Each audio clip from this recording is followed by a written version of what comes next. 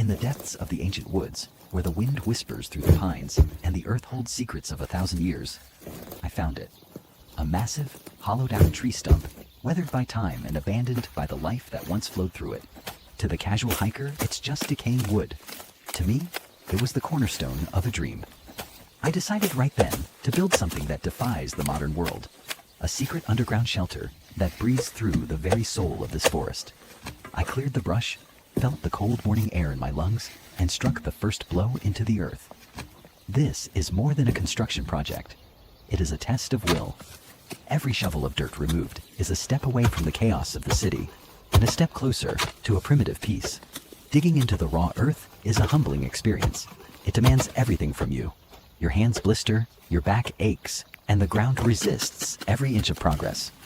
But there is a rhythm to it, a primitive heartbeat. As the hole grew deeper, the temperature began to change. The air became cooler, smelling of wet clay and ancient roots. I had to ensure the foundation was perfect. In bushcraft, there are no shortcuts. If the earth isn't respected, it will reclaim what you've built. I spent hours leveling the floor, shaping the walls, and preparing the space for the heavy timber that would soon follow. People often ask why I do this alone. The answer is simple. In the silence of the labor, you find a clarity that is impossible to find anywhere else. Each stone moved, each root cut, is a part of a larger puzzle that only I can see. Now came the structural integrity. I searched the surrounding area for fallen cedar and oak, nature's steel. I lugged these heavy logs one by one, feeling the rough bark against my shoulders. I began to frame the walls, interlocking the wood in a way that would support the immense weight of the roof and the soil that would eventually cover it. To seal the gaps, I mixed a traditional mortar of forest clay, dry grass, and water, smearing the mud by hand, feeling its texture, seeing it harden. This is where the shelter begins to feel like a home. It's a fortress against the cold, a sanctuary against the rain. The engineering had to be precise. The connection between the underground room and the hollow stump above had to be seamless to ensure the smoke would rise without suffocating the inhabitant. The most critical part of this build was the ventilation. I carefully excavated a tunnel leading from the fire pit area directly into the base of the hollow stump. This is the lungs of the shelter. I lined the flue with flat stones to protect the wood from the heat, creating a natural furnace. This part of the process required the most focus.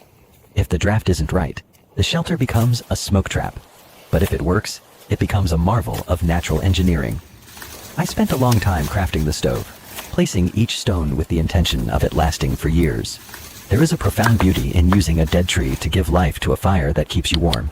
It's the circle of the forest, repurposed by human hands and a survivalist's spirit. The final logs were placed, the roof was thatched, and covered with layers of earth and moss to camouflage it perfectly. From 5 feet away, you wouldn't even know I was here. I stepped down into my new world, struck a match, and waited. At first, there was only the smell of dry tinder, then a crackle. And finally, I looked up through the hollow stump to see it, a steady, beautiful stream of white smoke rising into the canopy. It worked. I sat there in the warmth, surrounded by the walls I built, listening to the silence of the forest above. This shelter is a reminder that we don't need much to survive, but we need everything to feel alive. I have built a home beneath the roots, a secret place where the world can't find me. Now, as the fire flickers and the shadows dance on these mud walls, I ask you, in a world of concrete and glass, could you leave it all behind for a night in the dirt and the silence? The forest is calling. Will you answer?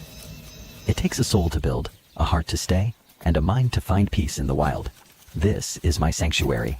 This is my home. Tomorrow the work continues, but tonight the forest belongs to me. Through every layer of mud and every beam of timber, a story is told of resilience and a return to the roots of humanity. We are builders by nature, survivors by instinct, and dreamers by choice. In this small space under the ground, the universe feels vast, and life feels pure. No phones, no noise, just the crackle of the flames and the breath of the trees. This journey is long, but every moment is a reward. I invite you to witness the transformation of the earth into a haven. Let the silence speak to you. Let the smoke lead the way. Stay wild, stay free, and never stop building your dreams.